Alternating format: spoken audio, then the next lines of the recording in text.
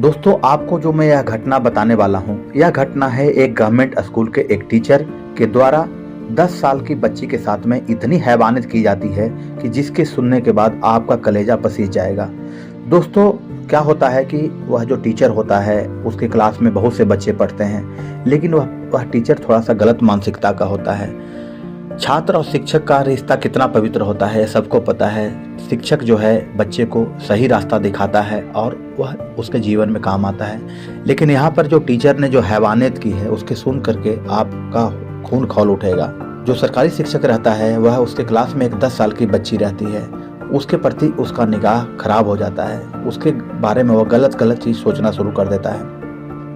उसके बाद वह जब लंच करने के लिए जाता है या फिर जब छुट्टी का समय होता है तो वह बच्ची को अपने पास बुलाता है और उसके साथ में हंसी मजाक टाइप का गलत कृत्य भी करता है। दोस्तों, जब वह खाना खाता है तो उसको अपने साथ में खिलाता भी है, उसके साथ साथ उस बच्ची से पूछता है कि आपको क्या चीज़ पसंद है, वो चीज़ वह ला करके भी देता है।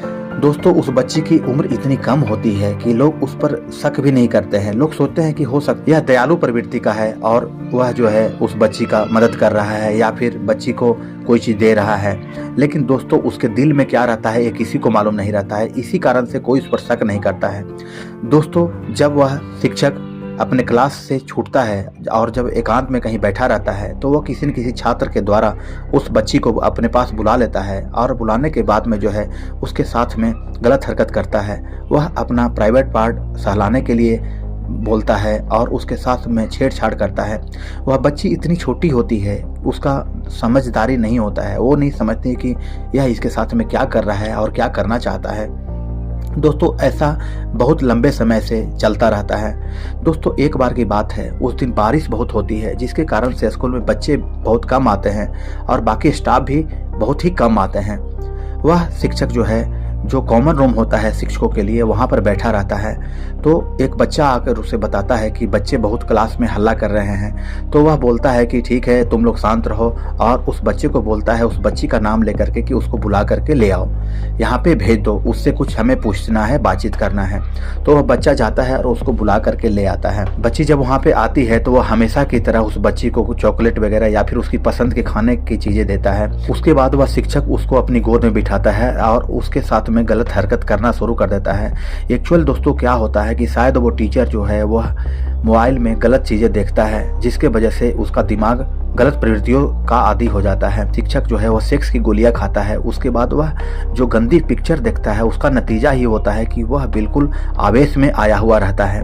वह बच्ची के साथ में गलत हरकत करना शुरू करता है। उसके बाद वो क्या करता है कि उसके साथ में छेड़छाड़ करना शुरू करता है। उसके बाद वह बच्ची के कपड़े भी वहाँ पे उतार देता है और उसने हैवानियत की सारी हदें को वह पार कर देता है। बच्ची को गोद में बैठाने के बाद में वह अपना प्राइवेट पार्ट टच करवाता है। उसके बाद धीरे धीरे वह उत्तेजित होना शुरू होता है। उसका तो उस बच्ची के कपड़े भी वहाँ पे वह उतार देता है। उसके बाद वह इतना उत्तेजित हो जाता है कि उसे यह नहीं पता चलता है हैवान को कि उसके सामने एक बच्ची बैठी है या कौन बैठा हुआ है। बच्ची उसका विरोध नहीं कर पाती है, क्योंकि वह जब विरोध करती है तो वह डांट भी देता है। बेचारी बच्ची डर जाती है और इस तरह से वह बच्ची को डरा धमका कर भी उसके साथ में हैवानियत शुरू कर देता है। लेकिन आज वह कुछ ज़्यादा ही हैवान बना हुआ था। वह क्या करता है कि अपने प्राइवेट पार्ट को उस बच्ची के मुंह में डाल देता है और वह दरिंदा उसके साथ मुख में कई बार करते रहता है और काफ़ी उत्तेजित हो जाता है। उस दरिंदे को यह भी नहीं पता चलता है कि उस बच्ची का गला बंद हो जा रहा है, कि बच्ची को कितना कष्ट हो रहा है, उसको ये चीज़ का मालूम नहीं चलता है। और क्या होता है दोस्तों कि वह तो छोटी बच्ची होती है, वह उसके साथ में ऐसा कार्रवाई करते रहता है। करते करते क्या होता है कि उस बच्ची का गला बंद हो जाता है और उसकी सांस रुक जाती है और वहीं पर वह बच्ची दम तोड़ देती है। वह हैवान इतना उत्तेजित हुआ रहता है कि वह 20-25 मिनट तक वह ऐसे ही काम करते रहता है और उसका जब मन भर जाता है तो वह शांत बैठ जाता है। उसके बाद उसको यही लगता है कि यह बच्ची शायद बेहोश हो गई होगी, क्योंकि वह दरिंदा उसके साथ में और भी गलत काम भी करता है जो मैं आपको यहाँ पे बता नहीं सकता है। तो वह सोचता है कि बेहोश हो गई है, थोड़ी देर के बाद वह उठ जाएगी, होश में आ जाएगी। फिर वह क्या करता है कि उस बच्ची को कपड़े पहना देता है और वहीं पर साइड में लिटा देता है जमीन पे। वह सोचता है कि वह अपने आप उठ जाएगी और जाकर के वह ऑफिस में आराम से बैठा रहता है। उसके बाद जब बहुत समय बीत जाता है तो उसके बाद भी जब वह बच्ची नहीं उठती है तब उसको डर लगता है और उसे लगता है कि शायद उसे लगा कि बच्ची मर गई। उसने हिला डुला के बहुत प्रयास किया, लेकिन दोस्तों दुख की बात है कि वह बच्ची मर चुकी थी। उसके बाद अब उसको दिन में तारे दिखाई पड़ने लगते हैं। वह अपने को बचाने के लिए प्रयास करता है कि वह सोचता है कि इसको क्या करूं मैं कि इससे मेरा जो है पीछा छूटे और मैं ना फंसूं। इसके लिए वह क्या करता है दोस्तों कि स्कूल के अंदर में पीछे साइड में एक ऐसा कमरा होता है जहां पर स्टोर टाइप का था और वहां पे टूटे फूटे कुर्सियां मेज ये सब चीज़ रखे रहते हैं और कचरा भरा होता है। वह उस बच्ची को मौका दे करके वहाँ पे ले जाता है और उसके बाद लकड़ी वगैरह जो वहाँ पे कई चीज़ टूटे फूटे कुर्सियाँ रखी हुई थी उसको हटा देता है और हटाने के बाद जो है उसको बच्ची को लाश को वहीं डाल देता है और डालने के बाद जो है उसको ढक देता है। इससे लाश तुरंत की रहती है, इसलिए किसी को यह पता नहीं चलता है कि वह वहाँ पर लाश रखी हुई है। उसके बाद जब स्कूल की छुट्टी हो जाती है तो वह स्कूल को बंद करके घर चला जाता है। उसके बाद जब छुट्टी का ख़त्म हो जाता है तो इधर उसके माँ बाप घर वाले चिंतित होते हैं, क्योंकि स्कूल की छुट्टी होने के बाद भी 2-3 से 3 घंटे का समय भी ज़्यादा बीत चुका होता है। उसके माँ पिता चिंतित होते हैं कि बच्ची गई कहाँ, बच्ची आई नहीं। उसके बाद संजोग बस उनके पास प्रिंसिपल का नंबर रहता है तो उसके पेरेंट्स स्कूल के प्रिंसिपल के पास फ़ोन करते हैं। तो प्रिंसिपल बताते हैं कि आज संजय सर जो हैं वह जो है वहाँ पे स्कूल खोले हैं, मैं आज स्कूल नहीं गया हूँ। उसके बाद उन्होंने संजय सर को कॉल करते हैं तो वह कॉल उठाता है। कॉल उठा करके बोलता है कि सभी बच्चों चले गए थे और उसमें आपका बच्चा भी चला गया था, वह यहाँ पे कोई नहीं है और मुझे घर आए हुए भी काफ़ी अब समय हो चुका है, मुझे नहीं पता कि वह कहाँ गई। उसके बाद माता पिता समझ जाते हैं कि यह बच्ची कहीं चली गई, तो माता पिता ने यह जरूरी समझा कि उसका रिपोर्ट लिखवा दिया जाए। उसके बाद वो लोग पुलिस स्टेशन जाते हैं और बच्ची की गुमशुदगी की रिपोर्ट दर्ज करवा देते हैं और ऐसे करते करते 2 दिन का समय बीत जाता है। पुलिस भी अपने स्तर से उसको खोजने का प्रयास करती है। उसके बाद दोस्तों क्या होता है कि जब विद्यालय खुलता है तो 2-3 दिन क्लास ऐसे ही चलता है। उसके बाद क्या होता है कि स्कूल में बदबू आने लगती है। सोचते हैं कि ये बदबू कहाँ से आ रही है, तो जहाँ से बदबू आ रही थी लोग वहाँ पे सर्च करने के लिए जाते हैं। हटाने के बाद उन्हें दिखाई पड़ता है कि वहाँ पर एक बच्ची मरी हुई है। उसके बाद प्रिंसिपल देखते हैं कि यह तो वही बच्ची है जिसकी गुमशुदगी की रिपोर्ट लिखाई गई है, जो बच्ची गुम हुई है।